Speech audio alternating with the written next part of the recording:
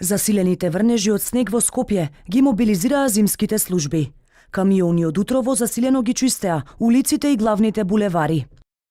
По главните крстосници лесно се вози, но доколку сте од некоја населба оддалечена од централното подрачје, макар и само 2-3 километри, ова обврска сами ќе треба да ја завршите, велат дел од граѓаните. Вчера кога врнеше, апсолутно не беа чистени улиците, значи оваа нарочито главната немаше ништо. Ни поминато имаше, машина например нели да го избутка снегот, па ни софрлено.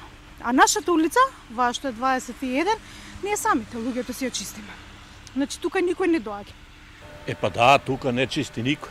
Еве, ја метам некогаш од озгора.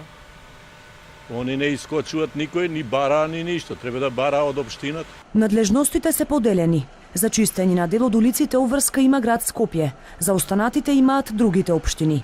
И едните и другите преку соопштенија тврдат дека активно работат на терен, па ги повикаа граѓаните да си ја извршат својата законска обврска и да ги исчистат влезовите пред нивните дворови.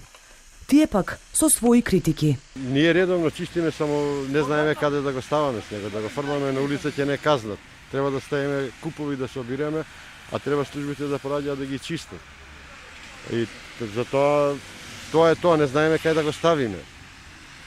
Ако доаѓаат редовно, нема проблем.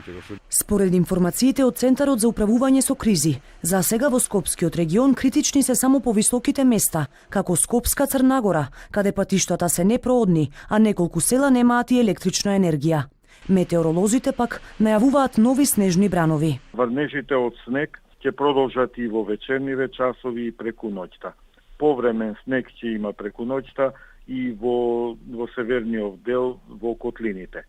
Поинтензивен е сега на крајот од денот на северозападот во Полошкиот регион и овие врнежи ќе се преместат и преку Скопскиот регион. Во насока на најавениот леден бран, Дирекцијата за заштита и спасување на граѓаните кои живеат на повисоките места им препорачува навремено да обезбедат доволно количини на храна и лекови за сопствените потреби, но апелираат да внимаваат и сите кои заминуваат на подолг пат.